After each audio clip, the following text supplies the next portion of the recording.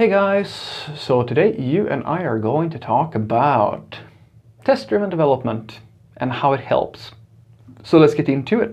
So the question in question was, Frederick, how is it that people say that test-driven development helps with reducing errors? How does it work? And the short answer is that the idea is that if you test every unit of something, then you're going to have fewer errors. Let me explain. So there is a bit of a lie in the IT world, and that is that TDD is a standard practice that everybody uses, and that's not true. It's something that is a suggestion that a lot of people think that we should apply, but they can't really pinpoint how it's going to help. And it sounds weird, but the reality of the situation is that there's a lot of evangelists out there who will claim a lot of things about test-driven development that simply have never been proven to actually be the case. Now, the idea is that you can reduce your errors by testing every unit of a piece of logic. As an example, if you have an endpoint or something like that where you call this endpoint and you need to do some operations, you may save something to a database or do some logic. Well, if you test all the different functions that are involved in executing that piece of business logic, then you can be certain that, or at least more confident, that you don't have any errors with the code once it's running.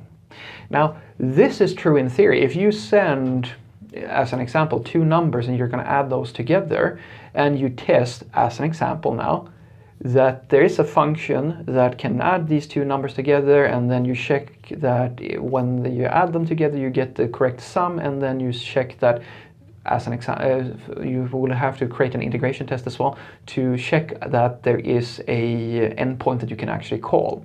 So if you checked those boxes, you've checked that you can add the numbers, you get the expected sum back, and that there is an endpoint that you can call from the external system or the API, you can call this API, then you covered your bases. Now you have, in every sense of the word, made sure that everything works as expected. Now, that is the idea of test-driven development, that if you test every piece that makes up the whole experience for whoever's going to interact with your system, and your test pass, that's going to reduce the amount of total errors that you have. Now, this is true to a point, but there are other people who will want to push this idea even further, and they will say that, well, because a very common argument against test-driven development is that, oh, it takes a lot of time to write tests. And some tests are really it's very hard to write certain types of tests. And then the test-driven development people will go, well, no, like, you mean, if you have, actually people think that it takes longer to write tests, but if you have tests, the time you will save on errors is actually going to go down so much that it will actually be faster to write tests. And I hate that word, I hate that term, I really do hate it when they say that, yeah, I write tests to move faster. And it's just not true. I can explain, I will gladly explain why. The other part that will be used as an argument is that you write tests so that you don't have to worry that something's going to break. And that's also not true. Because when you have a test-driven development strategy, the idea that that's going to reduce your amount of errors is only true if the test allows it to be true. Because as I was saying, and what they like to say is that if it's hard to write a test for something, well, then you just need to change your code. Now that is, to me, a borderline religious zealot mindset. It's like stating that, oh, there's no problem with poverty, we just need to give more money to the poor. It's nonsensical. It's like stating that there is something that there's no such thing as a situation where it's impractical to abide by a set of guidelines for how to work in a certain way. And no reasonable developer or no skilled developer I've ever met, and this is the thing why I say skilled, because the only people I've ever met that really push test-driven development to the point where they are saying things like this are people who I have never seen do anything apart from talk on stage. I've never ever gotten any advice from a test-driven development evangelist that I felt was this, where I had the sensation that this person really knows what they're talking about. This person truly understands the problems of everyday software development. Because I can tell you right now that writing a unit test, as an example, or working in a test-driven fashion, it all depends on the idea that you have control over all the units that makes up your system. As an example, if you have a third-party system that is an intricate and critical part of your development process, where you need to call an external API that you have no control over, and make that part of your testing process, well, you have no guarantees for how that external system is going to work. In essence, it can change at any moment and you cannot control it. Now, you can apply test-driven development practices here and try your best to test this piece of functionality, but you will never be certain that it's going to work because the API can change at any moment without you knowing about it. Now, that doesn't mean that we shouldn't write tests for the thing. It's just that you have to be able to be pragmatic about this. If you have a piece of logic that depends on an extraordinary circumstance to happen in order for it to work correctly, then it becomes impractical for you to try to test all the cases of what could go wrong with the thing.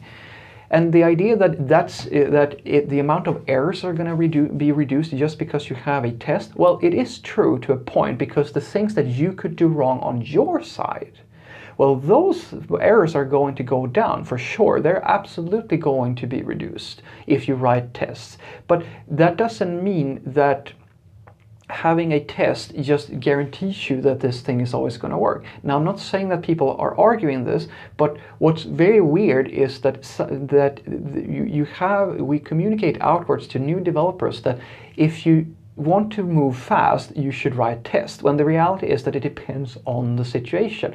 An example would be if you need to write a test for this add function. It adds two numbers together and it returns a sum. Well, depending on your language, let's say that you do this in JavaScript. Well, in theory, it's possible for you to add together pretty much every combination of things. So if you're going to create a test for each of the possible combinations of things that you can add, the time that you will spend on writing tests will actually be greater than the amount of time that it will take you to write the code. And that brings us to a very interesting, at least what I think is a very interesting thought. Why are you writing the test to begin with? Well, as we were saying, it's to reduce errors. But why do you want to reduce errors? Apart from, okay, you want to be able to provide a smooth user experience, but not all errors are going to cause us a problem for a user. So what's the real thing? Well, I argue that the real reason why we write tests is so that we can reduce the amount of time we spend on regressions and bugs. That's the key. And the reason why I argue that is because it doesn't really matter if you have a test or not, if you could in theory write perfect code every single time. The problem is that you can't, because you're human and it's impossible to write flawless code that never breaks. But if you are dealing with a piece of logic that is so trivial or so simple or so unlikely to break for any reason, but the amount of time you have to invest to write a test and to maintain that test, well, then you're actually losing time. It's very similar, I like to say, to buying insurance. If you're insuring something, what you want is to create an insurance that actually is going to help you if something goes wrong. But if you pay more for your insurance than the thing that you're actually insuring is worth, then you're not going to get a very good return on investment. So what I want you to take away from this is that The way that test-driven development helps reduce errors is that by simply having a test that asserts every piece of your code, every unit, if you will, of your code, you know that each individual part is working as expected. But I don't want you to think that there isn't a downside to writing tests, because it is simply not true that everybody does it and there's just benefits from it. The reality is that it does take more time. And in some cases, the time that you would have to invest in order to write a test for a specific piece of logic to actually get any value from it is way, way higher than it's worth. There are tons of systems that have so many integrations to external systems that in order for them to be able to test all the cases that they need to test, they would literally have to spend hours and hours and hours all the time to just cover all their bases, and that just becomes it becomes impractical.